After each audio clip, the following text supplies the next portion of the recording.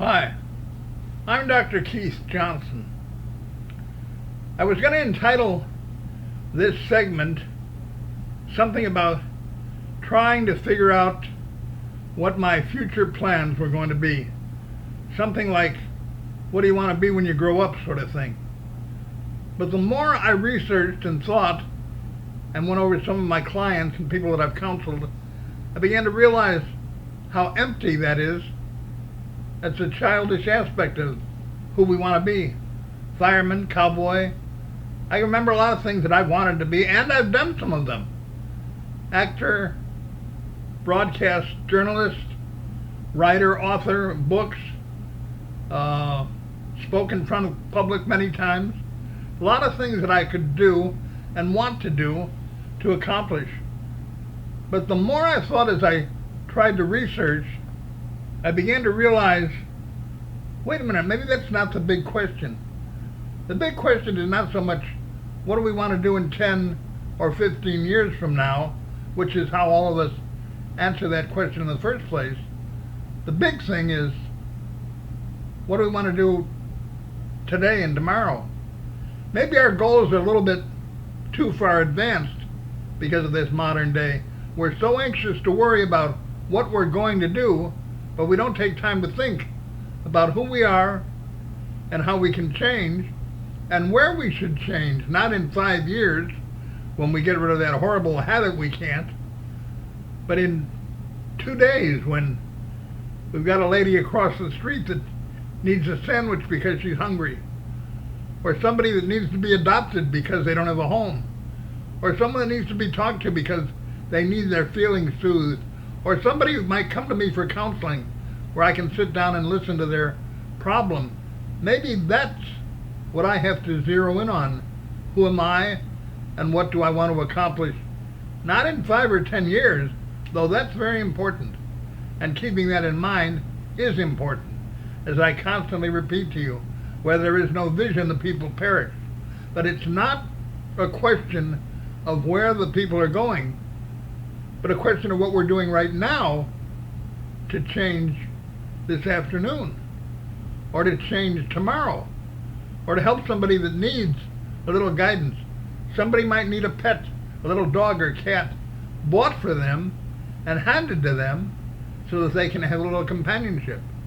It may be that somebody that's having a marital spat of some sort might need some counseling. They might need to listen to who they are, not this afternoon, but at lunch. Or it might be that some of that stuff is not as intense as understanding that God needs some companionship too. Imagine how lonely he is because he made you to love, and now you're supposed to be loving him. You forgot to even talk to him. God needs a little loving too. Maybe I shouldn't worry about how God is going to change me in 5 years, as I ought to worry about how I need to change to talk to God in an hour, to change somebody because they need a prayer in about 10 minutes. I can literally change the world with what's going on, as well as who I am and what I think I want to accomplish. Maybe my job is to figure out what I intend to do and then take my motivation and move it in that direction. Maybe that's what God is doing. Right now I'm in the middle of writing a little pamphlet called I Hate God's Plans. Now those are pretty firm words and they're a little shocking, I'm sure mainly for the allure of the crowd, that hopefully some people will look at the pamphlet and buy it. But I hate God's plans. I hate the way that he plans things out. And the problem is that I've got such a limited perspective as to how I see it or what I think needs to be fixed. God can see what's going on and what we need far better than we can. We worry about the politics next 4 years. We worry about 1 year and somebody taking too long a recess. We worry about our kids not listening to who we are or what rules we lay down. And the truth is, we should worry about us. Remember Michael Jackson? I want to look at the man in the mirror and realize that if I expect change, it needs to be the man in the mirror that changes. Michael had some insight with that song. Maybe you and I need some insight as well, to understand that it is our job to look at who we are and what our intentions are to be and how we're to make ourselves better, a little kinder, a little more generous, a little unworried, a little far more secure in the fact that God is going to take care of us no matter what. Maybe these are the things that we should be worrying about. What are you going to be when you grow up? Maybe I should grow up by believing that God can take care of me, that He can literally come and wash my sins out, that Jesus can literally come into my heart because He said He could, and when I ask Him to come into my heart, I watch Him as He cleanses me and makes me approvable to God. Maybe that's what I need to worry about as far as growing up is concerned. I need to stop crying about myself, feeling sorry for myself, worrying how much money I've got in my pocket, and worry more about who I can be to help you, whoever you are, get some help. Find a friend. Get some needs met. Make you a little happy. Tell you a joke that makes you laugh. We don't joke like we used to. We don't tell jokes like we used to. And we don't find them funny like we used to. Now we go all over the place with all sorts of things that we have to say. And the reality is we need to slow it down and look our lives over and decide what we want to accomplish.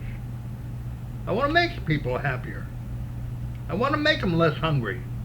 I want to make them what they got, a family and food. And I want to be one that also feels secure and has somebody that cares and believes there's some place to go. It takes you and me to get together and promise we're going to take care of each other. Now, who among you can I depend on? Hard to find them, isn't it? And then who among me can you depend on? You don't know whether I can take care of you or not. I don't even know you real well. I hardly know you sometimes except through this screen. And yet, I don't really know you that well at all. And my point is, if I stop and look around, I'll find out that my neighbor needs my help. I'll find out that somebody needs a little money that I can loan them. I'll find out that my church needs a donation. That some adopted child can receive a few bucks that I can spare to give. Or the man on the street knocking on that car window asking for us to give him money to get to Alaska or wherever he's going. That I can roll that window down and give him a few quarters. Maybe what we need to do is become viable to the world around us. You need to be kinder. You need to be more forgiving. You need to be anxious to understand that Jesus is willing to take care of you and that He will take care of you, and you don't have to worry about what's going on that you don't like. There are so many things that we ask for that we have such limited perspective of. When I turn to God and say, Father, I need more blessings, I need more food, I need more money, I need better class, I need somebody less resentful, I need to be more accepting, I need somebody to care about what I'm wearing. You know, maybe we don't need that much. Maybe our job is to be grateful to God for what He's already given us. In everything give thanks, for this is the will of God in Christ Jesus unto you.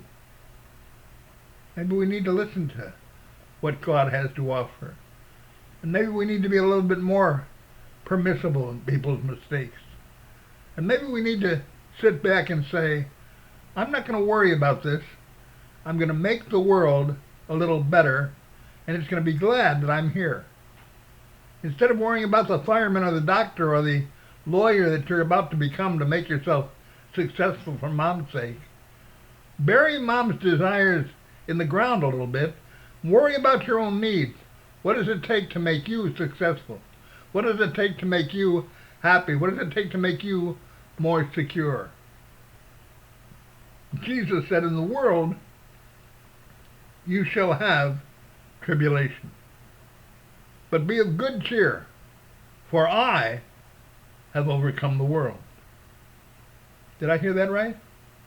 Jesus, did you say that I don't have to worry about the world because you will take care of it for me?